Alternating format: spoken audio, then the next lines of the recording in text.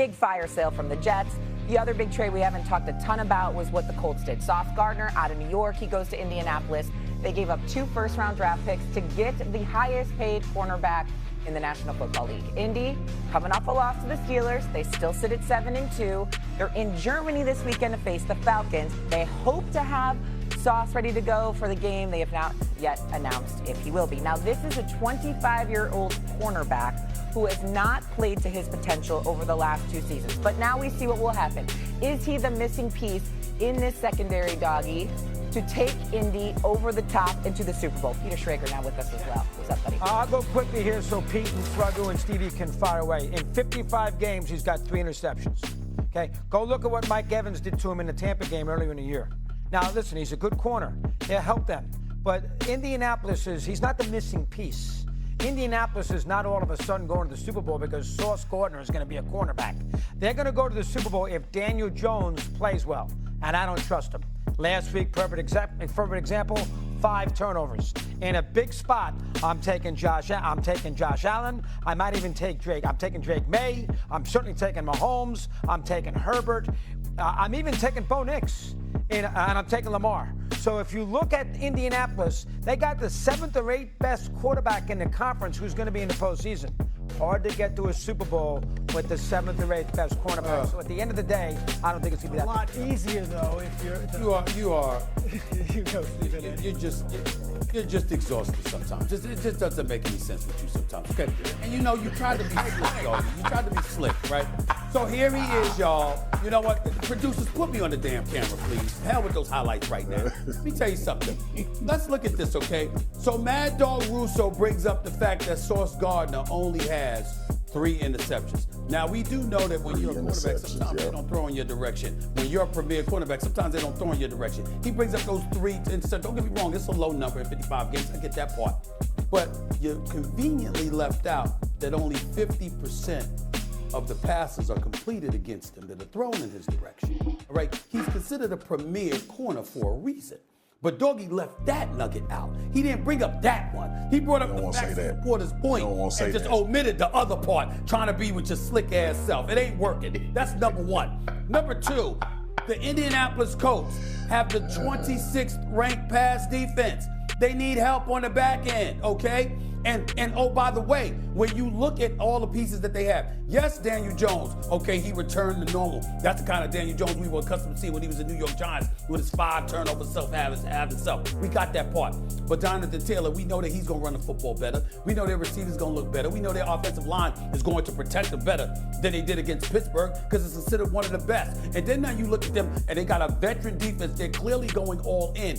Did you ever take into account the fact that who you're playing with also upgrades your performance because you don't have to play hero ball and you don't have to feel like you got to do everything because you know you got help on the field or with you? So you ever think about that?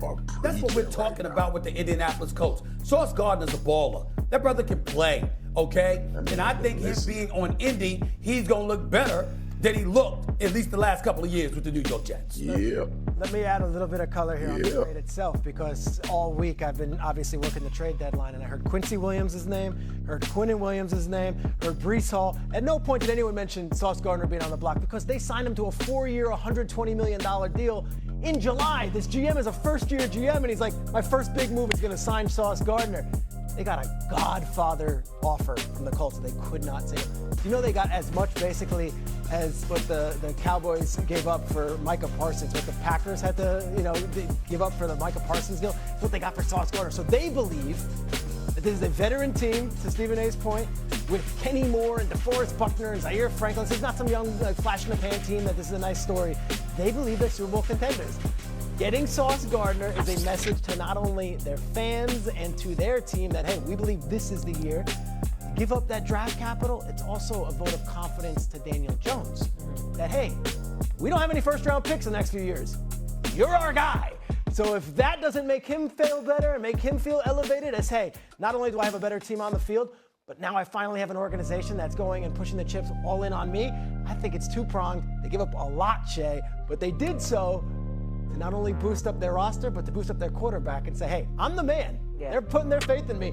I'm not going anywhere. I'm not trying to pile on, Doggy, but the Colts right now rank third in the lead in interceptions. I don't even know if they need the help. They're getting takeaways without even having Sauce Gardner on the roster. Go ahead, Marcus. What do you think? Okay, let's give some context. I do believe the Colts can be Super Bowl contenders this year. That's number one. First of all, listen to this schedule.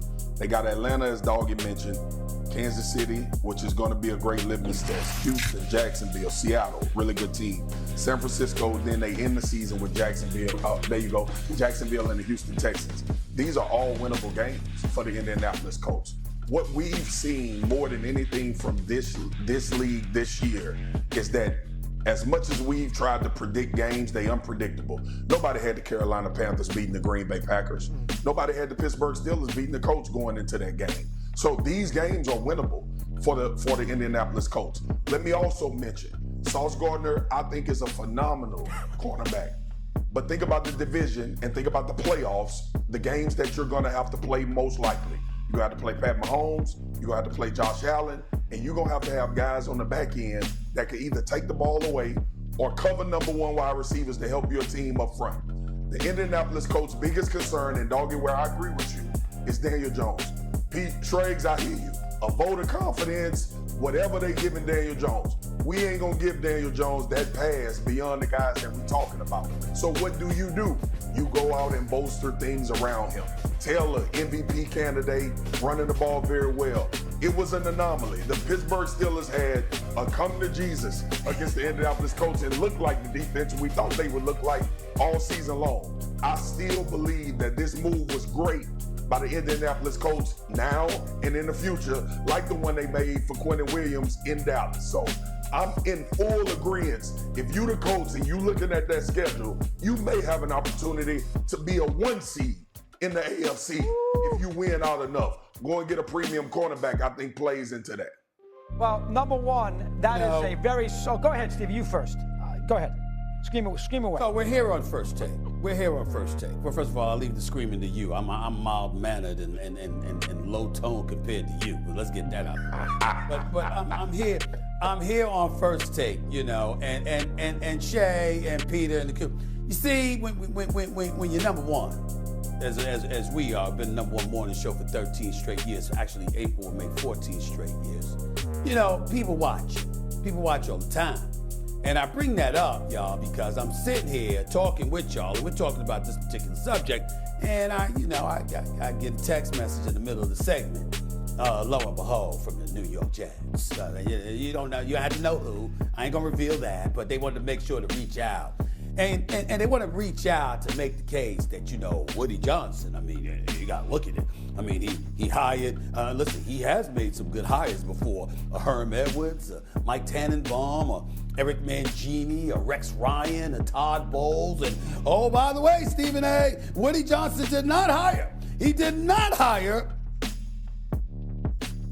Adam Gase, Joe Douglas, Robert Saleh. And I'm good with that. That's a reasonable